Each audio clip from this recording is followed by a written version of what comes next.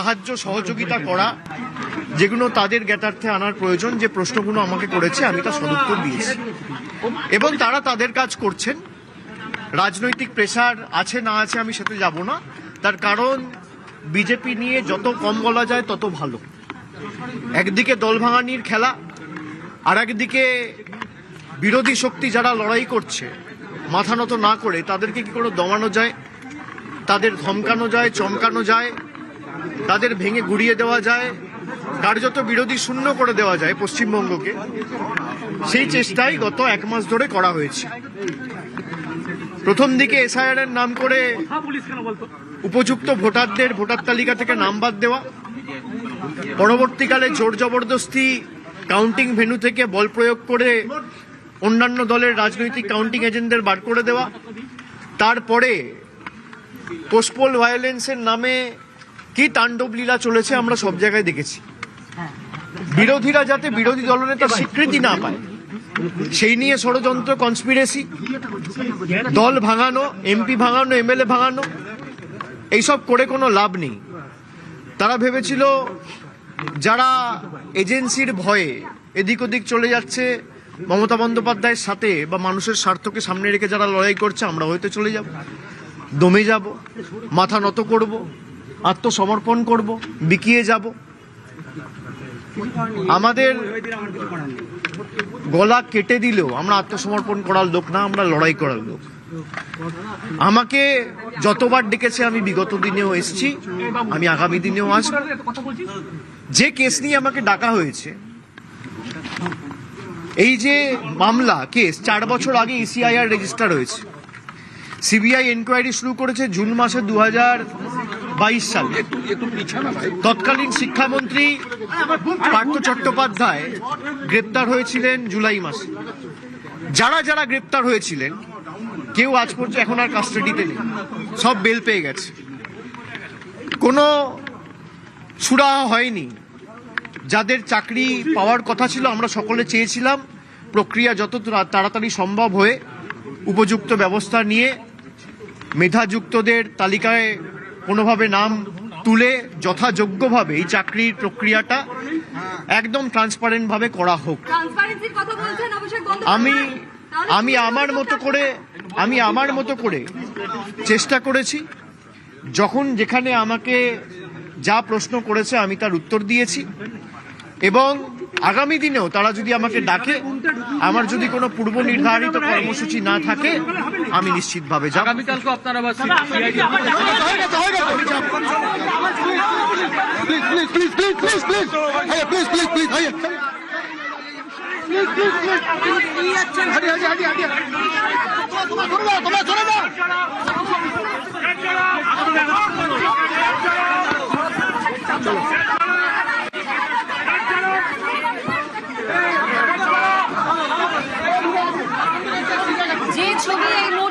দেখছেন নিয়োগ দুর্নীতি মামলায় ঠিক সকাল 10:56 ইডি দফতরে পৌঁছন অভিষেক বন্দ্যোপাধ্যায়, এবং প্রায় 11 ঘন্টা পর ইডি অফিস থেকে বেরোলেন অভিষেক বন্দ্যোপাধ্যায়। যে ছবি আপনাদেরকে দেখাচ্ছি, তিনি বেরিয়েই জানালেন যে যদি পূর্ব নির্ধারিত কোনো কর্মসূচি না থাকে তাহলে এর পরেও যদি তাকে ডাকা হয় তিনি আসবেন, এমনটাই মন্তব্য করলেন অভিষেক বন্দ্যোপাধ্যায়। ইডি সিআইডি সাঁড়াশি চাপে অভিষেক বন্দ্যোপাধ্যায়। গতকাল আমরা দেখেছিলাম প্রায় 8.5 ঘন্টা জিজ্ঞাসাবাদ হয়, এবং আজ প্রায় 11.5 ঘন্টা জিজ্ঞাসাবাদ ইডির। গতকাল সিআইডির জিজ্ঞাসাবাদ, আর আজ ইডি দফতরে অনুপ প্রতিনিধি আমাদের সঙ্গে রয়েছেন, সরাসরি অনুপের কাছে যাব। অনুপ, প্রায় 11.5 ঘন্টা পর ইডি দফতর থেকে বেরোলেন অভিষেক বন্দ্যোপাধ্যায়। তিনি বললেন যে আমি বিগত দিনেও এসেছি এবং আগামীতেও আসবো। কোথাও না কোথাও তার বডি ল্যাঙ্গুয়েজ থেকে কিছু মনে হলো? ইতিমধ্যেই অভিষেক বন্দ্যোপাধ্যায় তাকে 11.5 ঘন্টা জিজ্ঞাসাবাদ করা হলো, এবং অভিষেক বন্দ্যোপাধ্যায় তিনি কিন্তু বেরিয়ে গেলেন।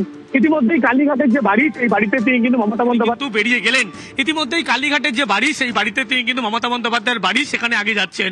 তার পরবর্তী ক্ষেত্রে মমতা বন্দ্যোপাধ্যায় তিনি কথা বলবেন, এবং অন্যদিকে যে আগে বডি ল্যাঙ্গুয়েজ ছিল, যে অভিষেক বন্দ্যোপাধ্যায় যখন পালাবদলের আগে যখন তিনি আসতেন, সেই বডি ল্যাঙ্গুয়েজ কিন্তু তিনি আগেও বলেছিলেন যতবার তদন্তকারী সংস্থা তাকে সহযোগিতা করার জন্য ডাকবে তিনি কিন্তু সহযোগিতা করবেন, জিজ্ঞাসাবাদের সম্মুখীন হবেন। আবার তাকে ডাকলে তিনি কিন্তু আবার জিজ্ঞাসাবাদে প্রস্তুত রয়েছে।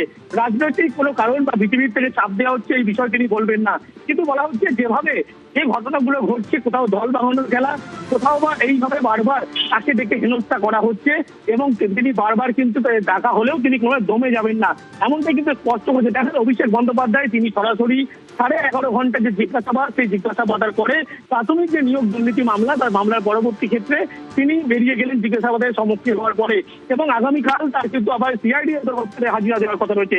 কিন্তু আজকে প্রাথমিক যে নিয়োগ দুর্নীতি মামলা, সেই প্রাথমিক নিয়োগ দুর্নীতি মামলায় অভিষেক বন্দ্যোপাধ্যায় তাকে ইতিমধ্যেই জিজ্ঞাসাবাদ করা হয়েছে এবং জিজ্ঞাসাবাদের পরবর্তী ক্ষেত্রে 11.5 ঘন্টা জিজ্ঞাসাবাদ, একাধিক বিষয় নিয়ে তাকে জিজ্ঞাসাবাদ করা হয়েছিল। সেক্ষেত্রে দেখলে দেখা যাবে যে অভিষেক বন্দ্যোপাধ্যায় যে মূলত লিফট অ্যান্ড বাউন্স কোম্পানির তিনি সিও ছিলেন এবং কবে থেকে কতদিন এই পদে তিনি সিও পদে ছিলেন। কালীঘাটের ঠাকুর সুজয় কৃষ্ণ ভদ্র একটি অডিও ক্লিপ কিন্তু ইডির হাতে এসেছিল, যেখানে কুন্তল ঘোষ, শান্তনু বন্দ্যোপাধ্যায় নিজেদের মধ্যে কথা বলছে, 100 কোটি টাকা তোলার কথা উল্লেখ করা হয়েছিল। অডিও ক্লিপ কিন্তু সেটাই আজকে হাতিয়ার করে। এই অডিও ক্লিপে জনৈক অভিষেক বন্দ্যোপাধ্যায়ের কথা বলা হচ্ছে এবং যেটি সিবিআই তৃতীয় সাপ্লিমেন্টারি চার্জশিট সেখানে উল্লেখ করা হয়েছিল। 12 পাতার প্রশ্নের তালিকা তৈরি করা হয়েছে, যেখানে 7টি প্রশ্ন অভিষেক বন্দ্যোপাধ্যায়কে করা হয়েছে এবং তিনি আরো জানালেন এই যে জিজ্ঞাসাবাদ, সেই জিজ্ঞাসাবাদে কিন্তু আজকের এই ইসিয়ানা 4 বছর আগে এই মামলা পরবর্তী ক্ষেত্রে তিনি সহযোগিতা করেছেন। তারপরে দেখা গেল 4 বছর পরে তাকে আবার এই মামলায় তলবপথে তিনি দাবি করছেন এবং তাকে রাজনৈতিকভাবে পরাস্ত করার বা হেনস্থা করার জন্য এই গোটা ঘটনা ঘটানো হচ্ছে। বিজেপির পক্ষ থেকে কিন্তু চাপ দেওয়া হচ্ছে কিনা কেন্দ্রীয় এজেন্সিকে, এই বিষয়ে তিনি বলতে না চাইলেও তিনি জানাচ্ছেন কোথাও দল ভাঙানোর খেলা, কোথাও বা এরকম ভাবে বারবার তাকে দেখে অপদস্থ হেনস্থা করার মতো পরিকল্পনা হচ্ছে। তিনি দমে যাবেন না, যতবার তিনি জিজ্ঞাসাবাদে তাকে ডাকা হবে তিনি সহযোগিতা করবেন এবং তিনি জিজ্ঞাসাবাদের সম্মুখীন হতে কিন্তু ইডির প্রস্তুত এবং বারবার ডাকলে তিনি বারবার আসবে। তদন্তে আগেও বলে তিনি সহযোগিতা করবেন, আজকেও তিনি সহযোগিতা করেছেন এমনটা দাবি করেছে। যদি ইডির পক্ষ থেকে গোটা জিজ্ঞাসাবাদ প্রক্রিয়া আজকে দিল্লিতে জানানো হয়েছে, দিল্লির আধিকারিকরা গোটা জিজ্ঞাসাবাদ প্রক্রিয়া খতিয়ে রাখে, তারপরে অভিষেক বন্দ্যোপাধ্যায়কে আজকে প্রাথমিক নিয়োগ দুর্নীতি মামলায় ছেড়ে দেওয়া হয় এবং আগামীতে অভিষেক বন্দ্যোপাধ্যায়কে আবারও ডাকা হতে চলেছে বলে এমনটাই খবর। এবং এই প্রাথমিক নিয়োগ দুর্নীতি মামলায় যে সমস্ত তথ্য এখনো পর্যন্ত ইডির জানার জন্য তাকে জিজ্ঞাসাবাদ করা হয়েছিল, এই সমস্ত তথ্য খতিয়ে দেখা হবে, তথ্য তালাশ করা হবে, তার পরবর্তী ক্ষেত্রে পরবর্তী পদক্ষেপ কি হবে ইডি তা ঠিক করবে বলে এমনটাই জানাচ্ছে। বেশ, গতকাল আমরা দেখেছিলাম অর্থাৎ রবিবার ভবানী ভবনে সিআইডি দফতরে হাজিরা দিয়েছিলেন অভিষেক বন্দ্যোপাধ্যায়। বিধানসভায় সইজাল কাণ্ডে প্রায় 8.5 ঘন্টা সেখানে তাকে জিজ্ঞাসাবাদ করা হয় এবং বেলেঘাটার তৃণমূল বিধায়ক কুণাল ঘোষকে জিজ্ঞাসাবাদ করা হয়। মুখোমুখি বসিয়ে চলে জিজ্ঞাসাবাদ এবং তারপর আজ আমরা দেখি ইডির দফতরে ঠিক সকাল 10:56 পৌঁছে যান অভিষেক বন্দ্যোপাধ্যায়। প্রায় 11 ঘন্টা অভিষেক বন্দ্যোপাধ্যায়কে জিজ্ঞাসাবাদ করে ইডি। একাধিক প্রশ্নমালা, 12 পাতার প্রশ্নমালা রেডি করা হয়েছিল, দফায় দফায় চলে জিজ্ঞাসাবাদ। বিধানসভা সইকাণ্ডে যখন আমরা দেখি যে অভিষেক বন্দ্যোপাধ্যায়কে তদন্তে সহযোগিতার নির্দেশ দেয় কলকাতা হাইকোর্ট, পাশাপাশি আপনাদেরকে জানাবো যে আগামীকালও কিন্তু জিজ্ঞাসাবাদ রয়েছে, অর্থাৎ সিআইডি এবং ইডির সানাসি চাপে অভিষেক বন্দ্যোপাধ্যায় ঠিক কি বলেছেন শোনাবো আপনাদের।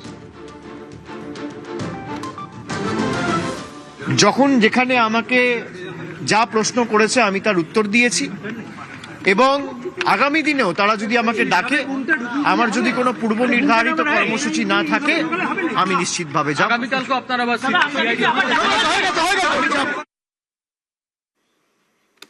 এবং নিয়োগ দুর্নীতি মামলায় অভিষেক বন্দ্যোপাধ্যায়কে ইডির জিজ্ঞাসাবাদ প্রায় 11.5 ঘন্টা পর সিজিও কমপ্লেক্স থেকে বেরোলেন অভিষেক বন্দ্যোপাধ্যায়। যে ছবি এই মুহূর্তে আপনাদেরকে দেখাচ্ছে, অভিষেক বন্দ্যোপাধ্যায় তিনি সিজিও কমপ্লেক্স থেকে বেরিয়েছেন।